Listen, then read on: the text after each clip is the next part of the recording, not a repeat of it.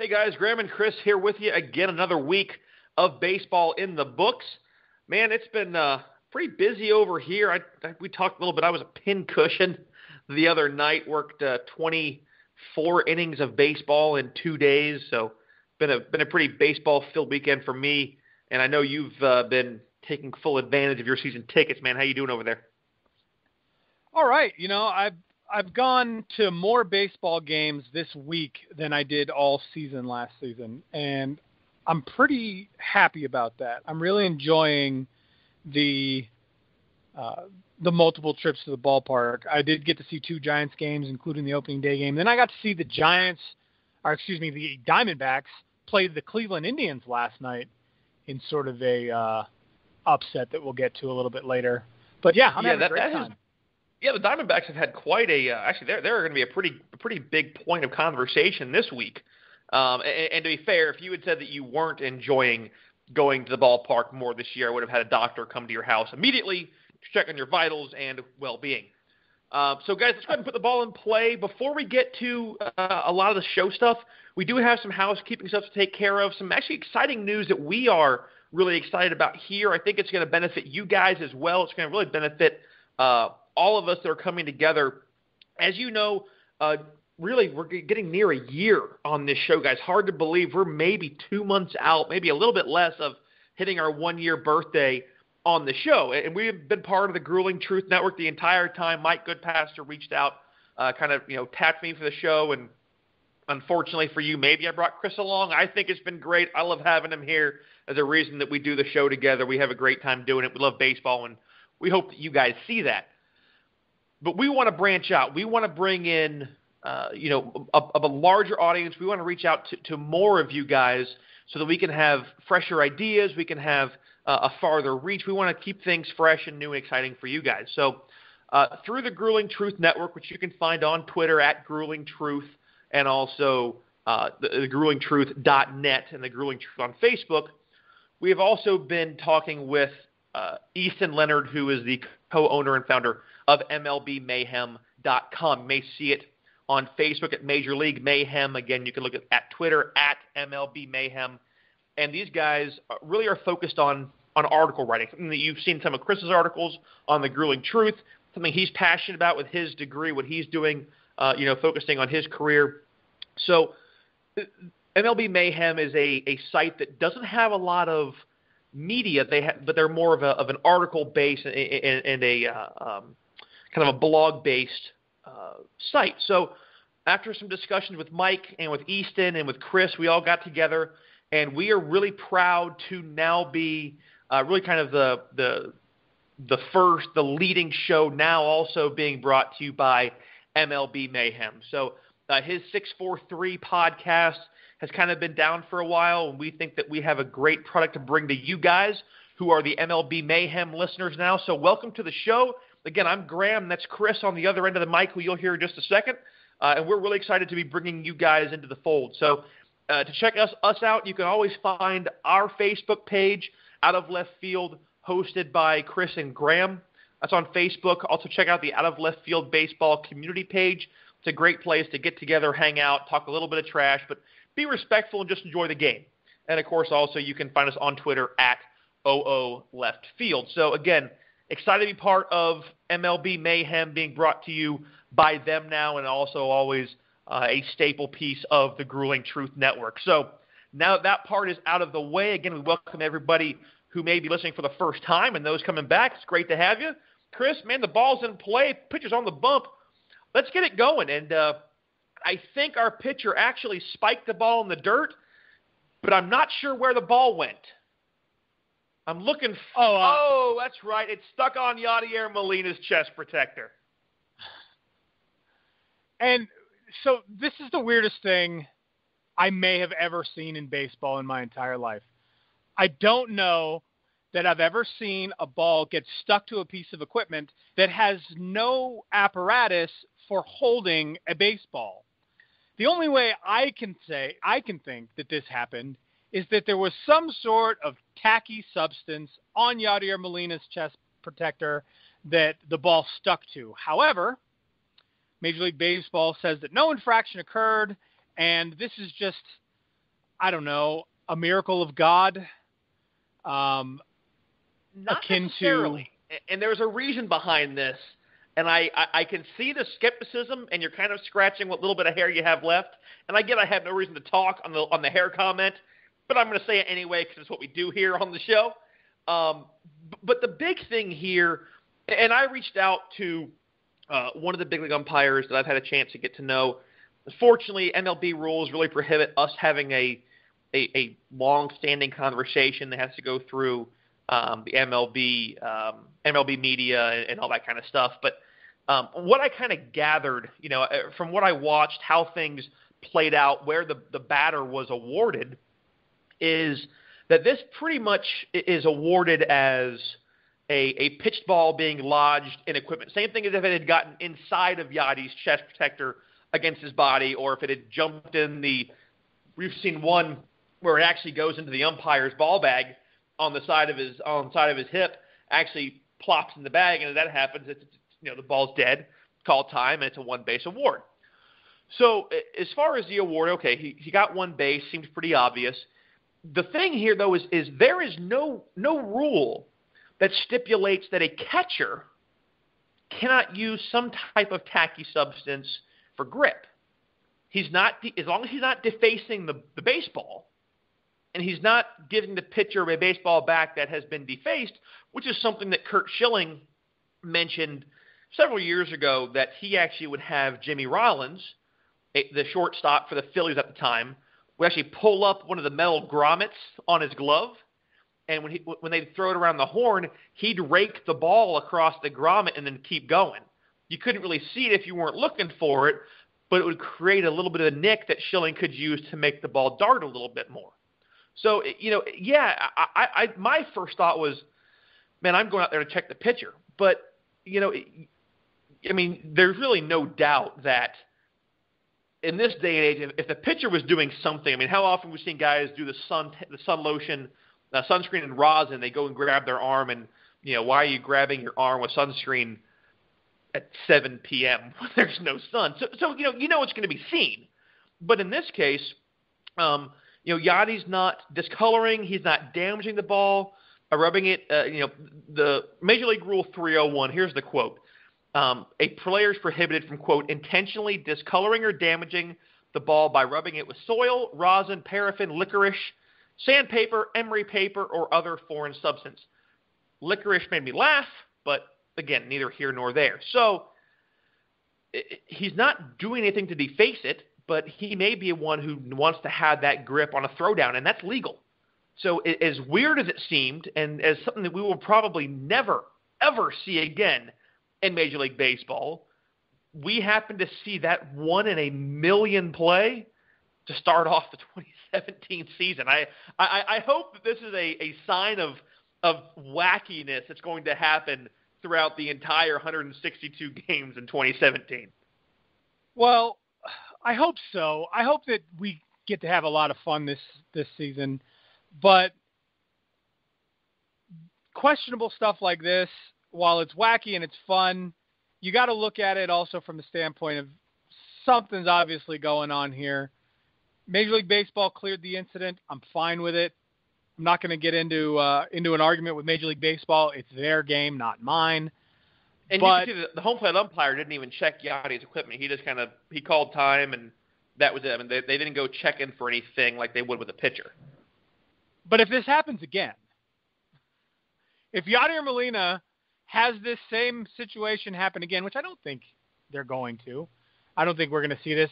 Like Yadier Molina said, quote, "This is the first time in 13 years. I don't know what happened." So obviously, it's as much an anomaly for him as it is for us. It was fun to watch, though. Unfortunately, it did sort of lead to kind of a big inning against the Cardinals. That hurts a little bit. Hurts Yadier Molina's pride. But it was fun to watch. Speaking of hurting people's pride, and I think you know where I'm going with this. Yeah, I think I've heard it before. The Phillies set a franchise record last night by scoring 12 runs and sending 16 batters to the plate in the first inning against the Washington Nationals at Citizens Bank Park. Yeah. Now, Jeremy Guthrie didn't quite have a career start. Now, through keep in mind, an inning, I believe. Keep in mind, the Phillies had previously only scored 14 runs in their first 4 games. And they nearly equaled that total in the first inning. Yeah, Jeremy Guthrie did go 2/3 of an inning, allowed 10 of the 12 runs, and I think to call that not a great start is as generous, if not more generous, than bestowing a kingdom on a man for saving the cattle, or sainthood on a woman for scaring geese out of a cornfield. Okay, so if you guys are joining us from MLB Mayhem, I don't know what he means either, so don't feel bad. You aren't missing the inside joke.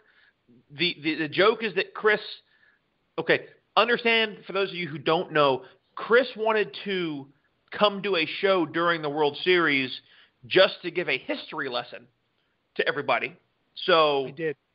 It's just part of the show. We didn't do that, so if it turns you off, I held him back. We threw him in the dungeon. We threw the key away. We waited. And now I don't want to step on a guy when he's down. But here are a couple of things that I'm really just looking forward to seeing your reaction. And this is why I wish that our show was actually able to be shown. I know we're trying to get the YouTube thing going, guys. It's just we've had so much stuff happening here. Unfortunately, we devote as much time as we can to the show, but sometimes we got to kind of pick and choose our battles, and I think both of our significant others would probably disown us. And the idea of having the show and having to live together just doesn't – it's not appealing right now. Is it to you, B? I'm not sure I really – No, I'm good. Thanks. Yeah.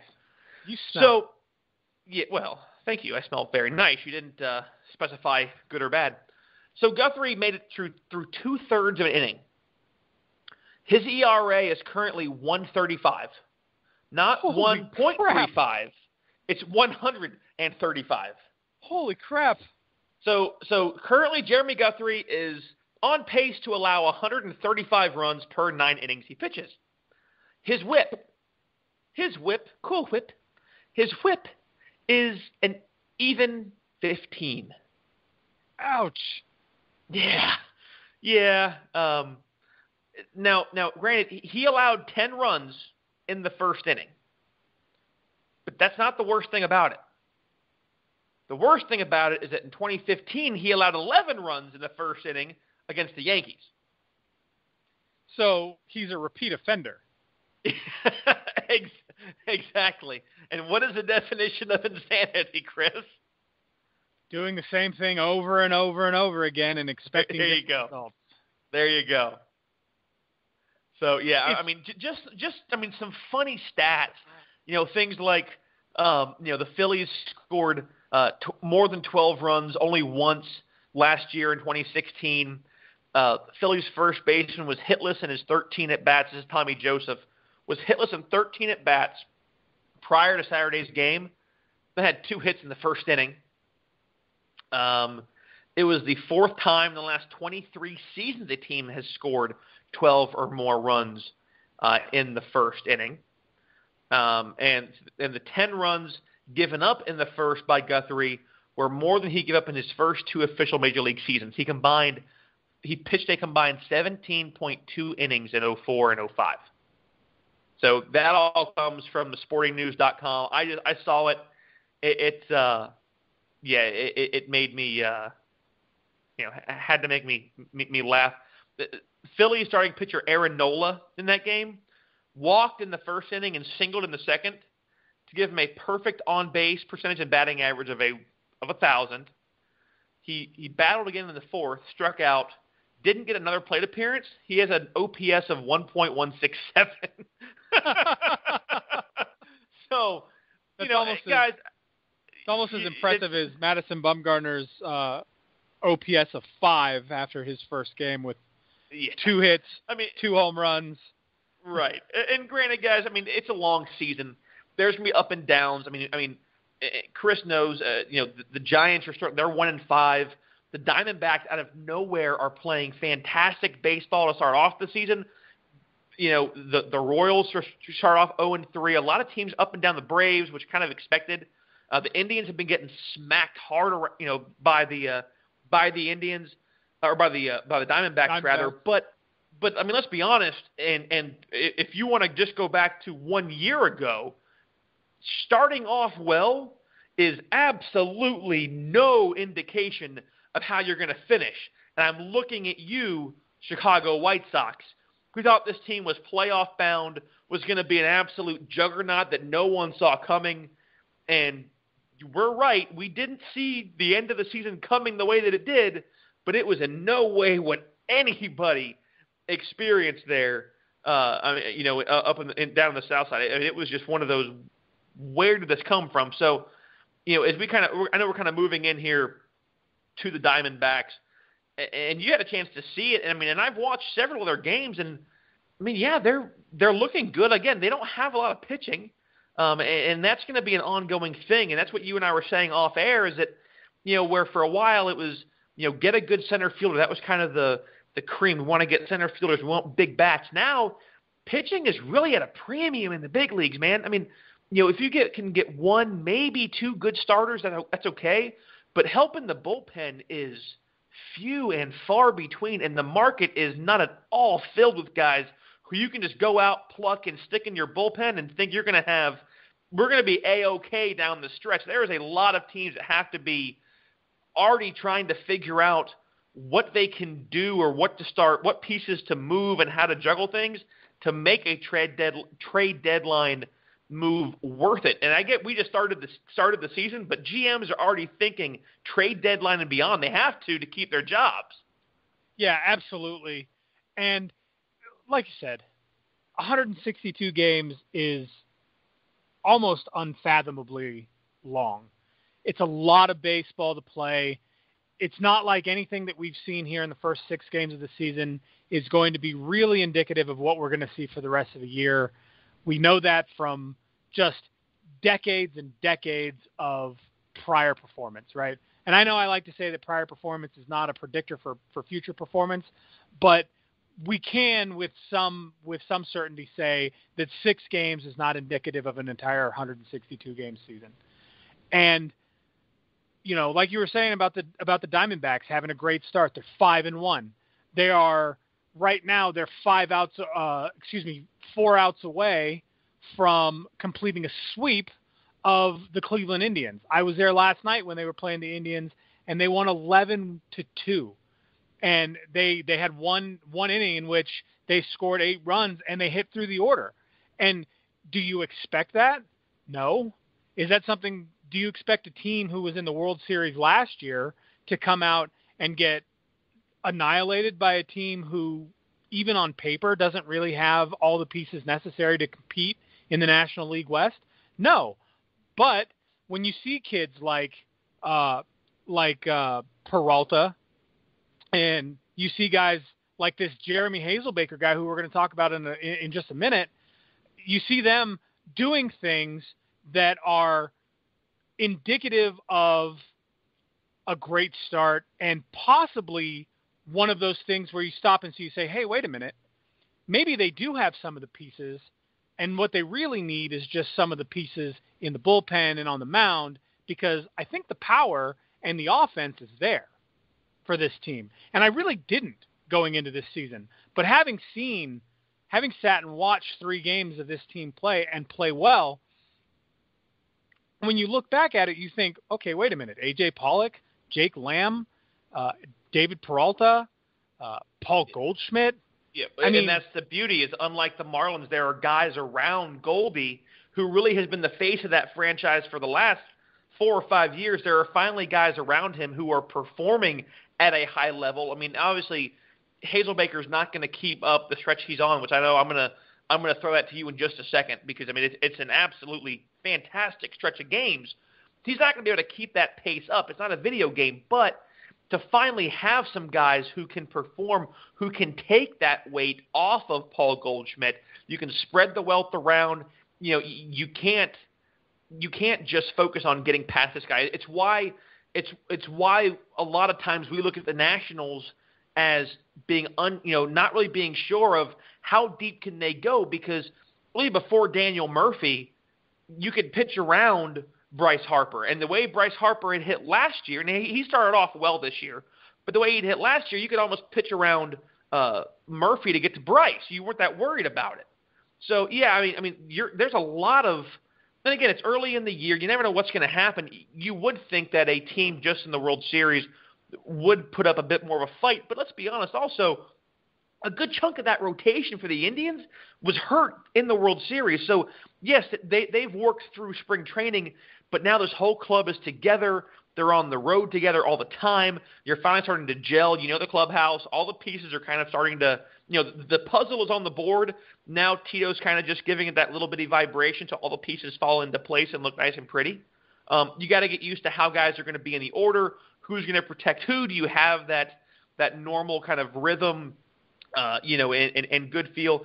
And you and I both know Tito, I think, along with Joe Madden, is probably one of the best managers as far as it comes to maintaining life inside the clubhouse.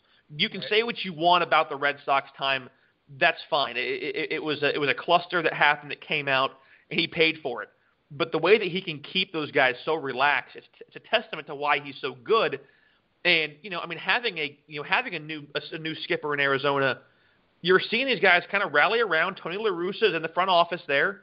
You have someone who's proven he's a Hall of Famer. He's baseball royalty, if you will, highly respected. And I think La Russa is going to start putting pieces together to at least make the Diamondbacks competitive. Well, now, tell us about this Hazelbaker kid. We've talked about it enough. What has he been doing? Hold on. First, just let me say this. The argument could be made that Terry Francona had a very relaxed atmosphere in Boston. I'm just saying. Since when did beer and fried chicken become a relaxed atmosphere? The argument could be made that he kept that clubhouse quite relaxed. You and I are drinking a couple of brews and chowing down on some chicken wings. When did that become a relaxed atmosphere? Just because we aren't in a shirt and tie doing it? Hey. Just kidding. While you have a horrible visual, we are not drinking beer and eating chicken, are we? Although I do have some chicken wings and beer in the refrigerator for after the show, and that is not a joke. This kid, Jeremy Hazelbaker. Jeremy Hazelbaker was a rookie last season, played 114 games for St. Louis. Didn't play every day, wasn't an everyday kind of guy. He's an outfielder. He's a left fielder, but he pinch hits. He only hit .235 last season, and he was DFA'd, and the Diamondbacks picked him up off waivers. And I don't think that they really expected what they've gotten from him so far. So much so that he was tapped to start his first game as a Diamondback last night in place of A.J. Pollock, which is a pretty huge and hefty sort of weight to put on someone's shoulders. A.J. Pollock, along with Paul Goldschmidt, is really one of the pieces of the heart of that team. And so he played left field last night. Is he the left aorta or the left ventricle? I think he's the left aorta. Aorta. Okay, just checking which side of the heart we're going with here.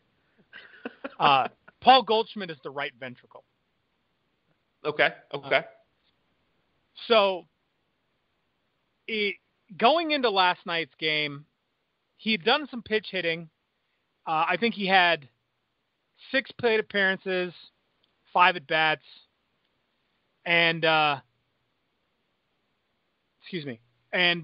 maybe it was 4 plate appearances and 3 at-bats, but he was perfect going into last night's game.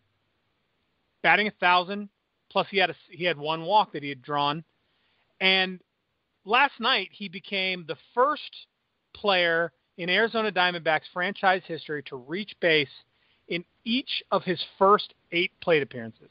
He has had 8 plate appearances 6 of which constituted bats. He is 6 for 6 in those 6 at-bats, and he has drawn both a walk and an intentional walk.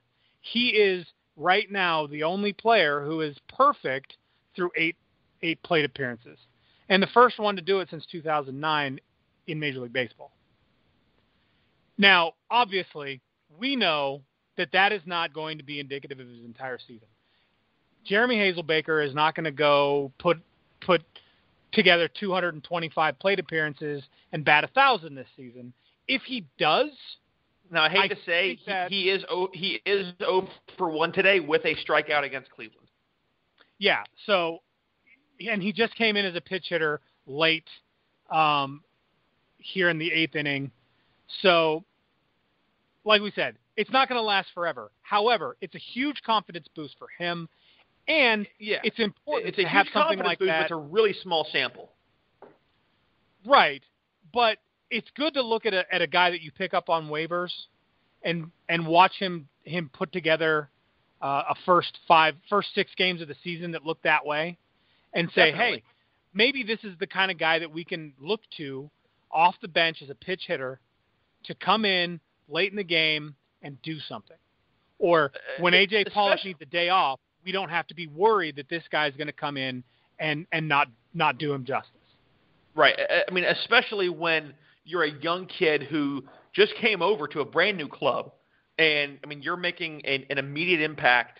You're kind of being assimilated into the fold with those guys. You know, it really helps when you're a young kid who's still trying to establish himself as a big leaguer in the big leagues. That, hey, you know what, Skip, you put me in there, I'll take care of it. And I mean, it's good to. I mean, he's almost 30. He's 29. He'll be 30 in August. But I mean, still, there's nothing. We say young. I mean, young doesn't matter. The first time you're in the show, you're young. It don't matter how old you are. So right. Definitely, it is a good thing, for him, and we'll see where that keeps going. So I hope it goes well. I'm certainly interested to see what the Diamondbacks can do. I hope that they don't have a fall from grace as poor as what we saw in Chicago last year. But they're definitely going to be a team to watch out for. So, guys, again, this is Out of Left Field with Chris and Graham.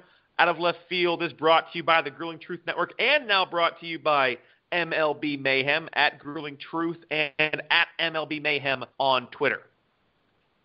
And first of all, I'd like to speak to two subjects. One that you said right before that little break, and one that involves that little break. First of all, let's start with the second one. We are extremely happy, extremely excited to be a part of MLB Mayhem. Graham's really been instrumental in putting that together, and I think, as well as he thinks, that this is going to be something that's great, not only for us, not only for the show, not only for MLB Mayhem and the Grueling Truth Network, but for you guys as the listeners. I think that this is going to be great for everyone, so I'm really excited about that. But back to the Arizona Diamondbacks, and you talking about this precipitous fall that the Chicago White Sox took last year, and you hope that it doesn't end that way for the Diamondbacks. The only thing that worries me about the way the Diamondbacks have been playing this year is nothing going on the field. It is solely about the management in the clubhouse. And the issue that I've had is there have been a couple of situations where you look at the decisions that the managers made and you go, wait a minute, what? And first and foremost of those was on opening day when Fernando Rodney was pitching, and he was just getting bat around by the Giants that whole inning, and the Giants scored 3 or 4 runs that inning, or 2 or 3 runs that inning, come back and tie it, and then take a lead, and that whole inning nobody warmed in the bullpen. There was no effort to help Fernando Rodney out of that situation. He was either going to get those 3 outs or he wasn't, and there was nobody up in the bullpen. That bothers me. I've seen that 2 or 3 times. Last night, something that bothered me a little bit was the Diamondbacks had a rally going. 3 or 4 runs on the board against the Indians. They'd had a couple of consecutive base hits, I think a double and 2 singles. The rally had been started by a Peralta home run that hit the foul pole in right field, which is always exciting to watch. And then a hitter comes to the plate, runner on first, runner on second. Batter gets a single, and the guy on deck is Zach Greinke. Now we're in the sixth inning, bottom of the sixth inning. Zach Greinke's on deck with the bases loaded and 2 outs. The first thing that you think is, okay, we're going to get a pitch hitter here, right? Well, no. Zach Greinke comes up and strikes out and ends the inning and ends the rally. Now, it didn't come back to bite the Diamondbacks, but at that point, they were up by 4 runs. Now, a 4-run lead is a lead, but in the top of the 7th inning, I don't think there's any such thing as a comfortable lead in Major League Baseball. This insurance run idea, it makes sense with a 1-run lead or a 12-run lead in Major League Baseball. The way things have been in the last decade or so in Major League Baseball, teams have been able to put big numbers up in single half innings. So the idea that a 4-run lead is comfortable enough to let Zach Greinke come in and end that rally, and then Greinke comes out in the top of the 7th, he gets 2 quick outs, and instead of finishing that half of the inning, after 2 quick outs, they pull him. He's not in trouble. He's not over a pitch count. And my big question to you at that point was, had there been anything happening with the bullpen in a night or two previous where maybe they were looking to rest some arms? And, I mean, obviously you're seeing it more often than most. You said no. So, you know, I mean, their manager is Torey Lovullo, has had it was an interim manager in 2015 with the Red Sox when John Farrell went out when he was fighting cancer. So he managed 49 games, went 28 and 21. And then obviously he was also a first base coach for the Blue Jays for a while. He has managed all the way up into AAA with the Buffalo Bisons, the Columbus Clippers, and finally the Pawtucket Red Sox. And now this is his first managerial job. So, I mean, he's looked upon, fairly well. He won the job, or was hired over someone who you're a fan of and who we've talked to before, in Phil Nevin, the Giants' third base coach currently. So, that surprised me a little bit. I mean, I did kind of scratch my head because Zach Greinke is not a guy who you expect to get 9 out of on a consistent basis. Not to bring up Madison Bumgarner, but he's a guy who, granted he's gotten older, he's kind of gotten a little bit wiser, but he always expected to work 9. Greinke isn't really that guy, and it definitely surprises me, that happening. I didn't see it.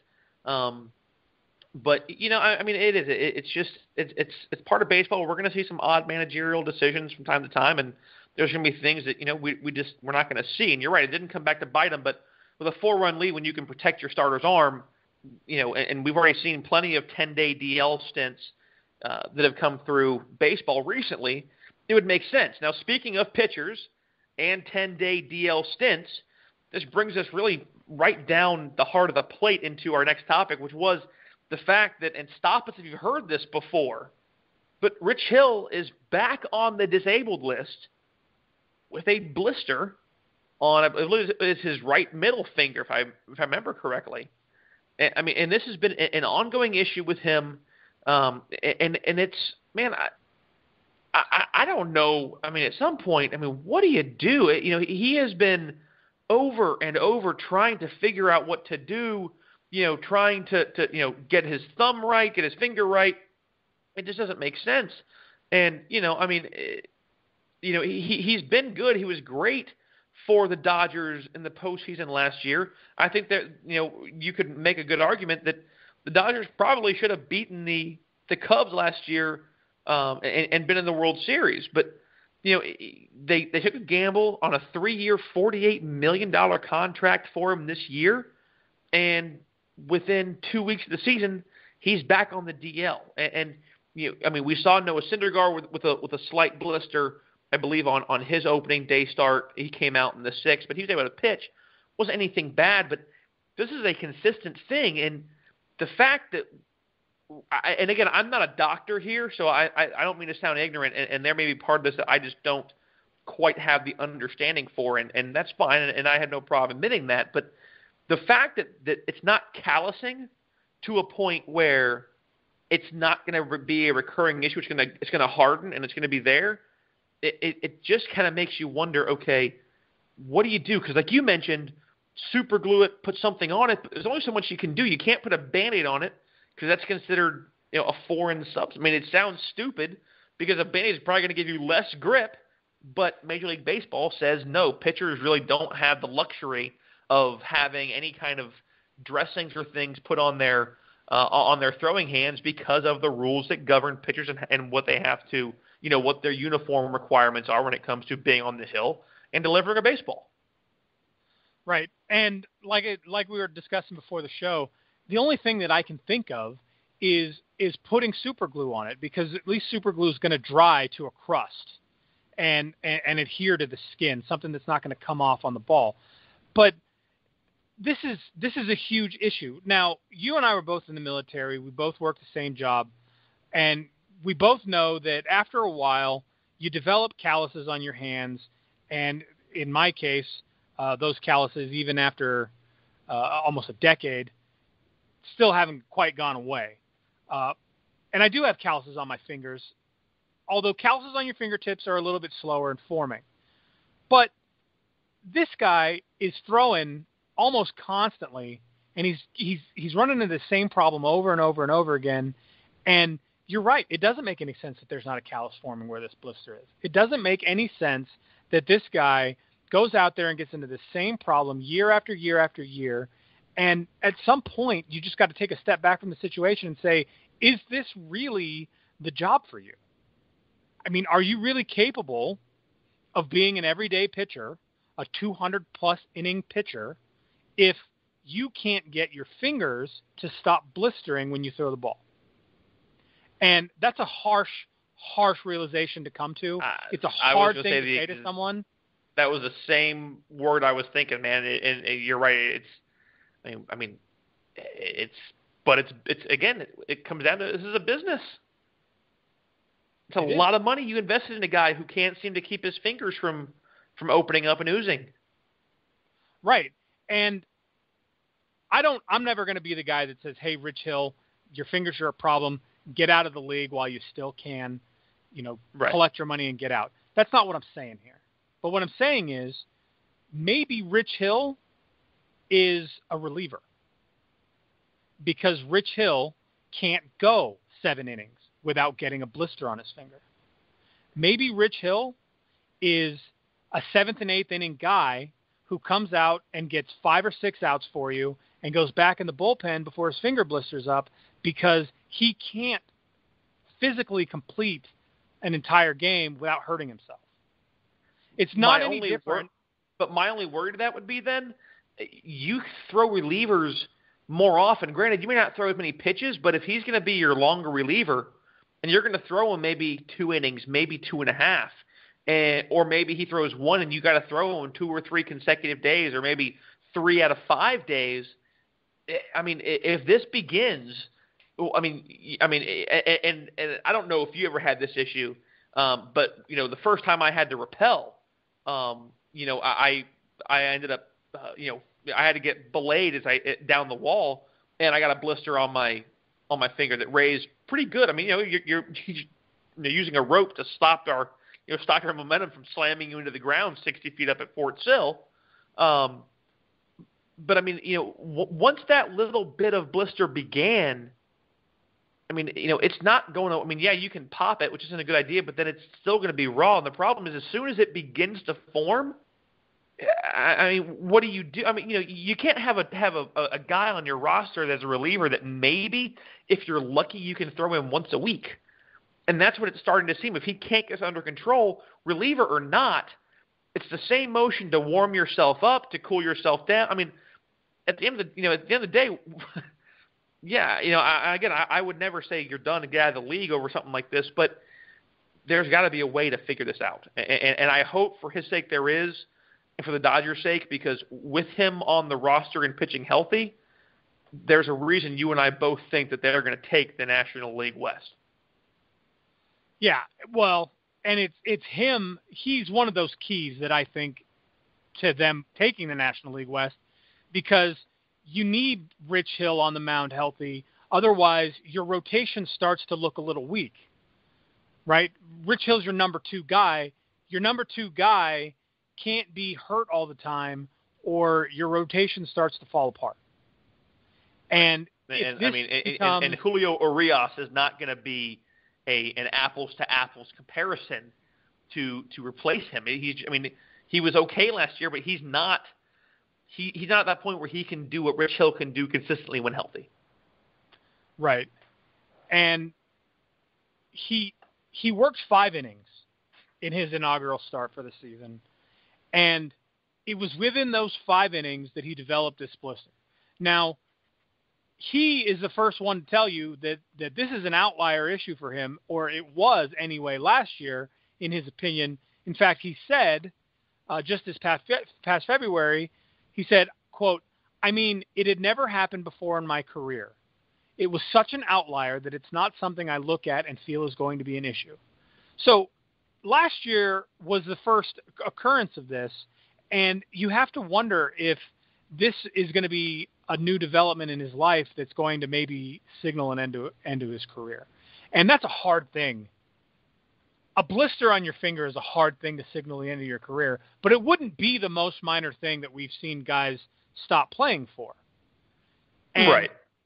In the long run, as a pitcher who is going to create that friction on a constant basis, it's not minor, because you can't throw. And if you can't throw, you can't play the game. Yeah, and of all things, and you and I have talked about it many times, the last thing that you want is a guy who's throwing in the upper 90, throwing a 90-plus mile-an-hour projectile to have something that's either going, that's going to affect his command. And a blister, that discomfort is certainly going to do that. So, for his sake, I hope, that it gets better. But, we'll see.